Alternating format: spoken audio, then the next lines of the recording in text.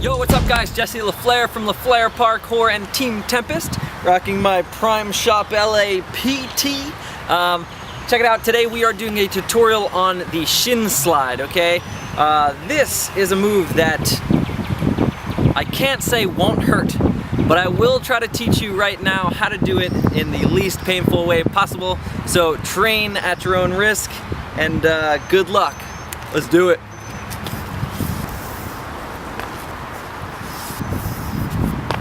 Alright guys, check it out.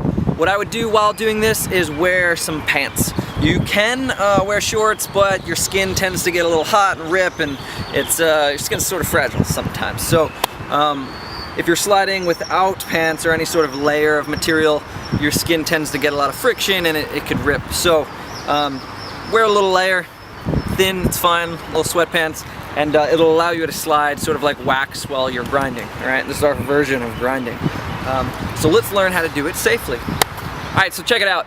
The most important thing that you need to understand is that it is going to hurt if you come down onto the rail.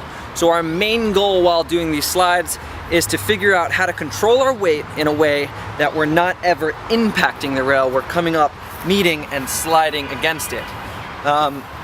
It's called SHIN slide or a rail slide, or whatever you want to call it, I don't really care. It's called conveyor belt front flip, that's what we're naming it. Across it, and then you flip off. But what we are doing is not particularly sliding on our shins, okay? Our shin bone runs down right here. You can see it. Where it doesn't run is right on the side. So our goal is going to be to find that meat on the side, okay? When you come up, use your arm like a thief vault, using your inside leg, or the leg that you're going to start your slide on will come up first. So it's here, okay? All of this is being controlled. The center of your chest and weight and where you put it is going to really determine how much impact comes down, okay? You could do it slowly, okay? Just like that. Notice how my outside foot comes down onto the rail and starts to find this center groove, my arch of my foot, okay? That is my grind. I'm going to use that to balance and control myself while I slide. So I'm here, I'm gonna come in, it's gonna slide on the side of my leg as long as I can, and then eventually come to the shin bone. That's when it hurts.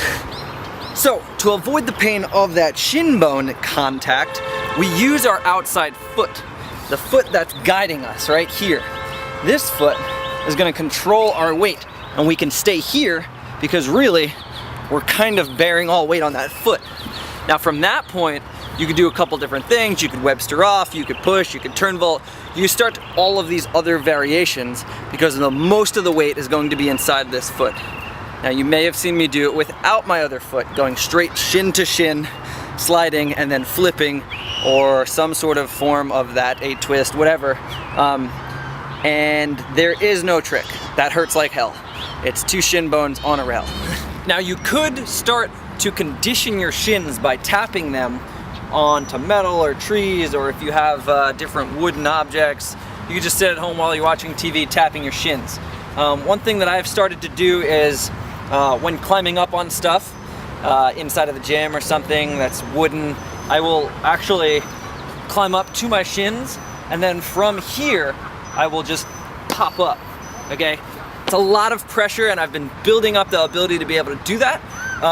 But what it does do is it allows me to create power and get over the pain aspect of how much the shins can hurt while doing flips and things off of them. So up to you, but play safe and condition your body how you see fit.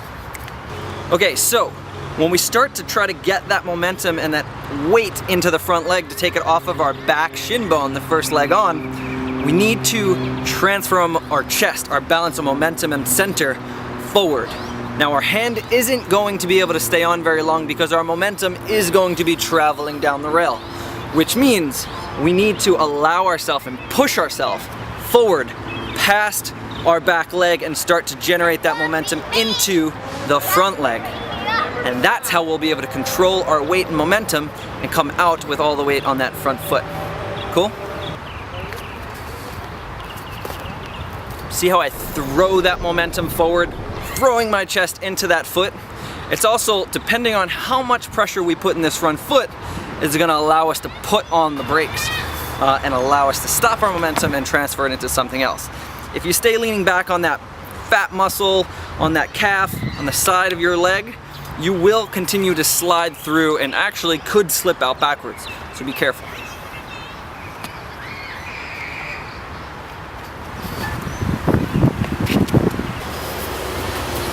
So guys, that sums up your shin slide tutorial. Really, I think there's a couple things to keep in mind. It has a lot to do with balance and control, trying to target and practice. Doing tutorials, I often do moves more than I am used to doing. My shins feel terrible right now. Again, this isn't something that is that comfortable and easy. I do it because I think it's an interesting thing that not a lot of people are doing, and I'm trying to innovate movement in a way that might not continue to be done. So train safe, try not to split your shins open. Not my fault if you do. And I'm Jesse Flair from Flair Parkour. Peace out, everybody. Hey.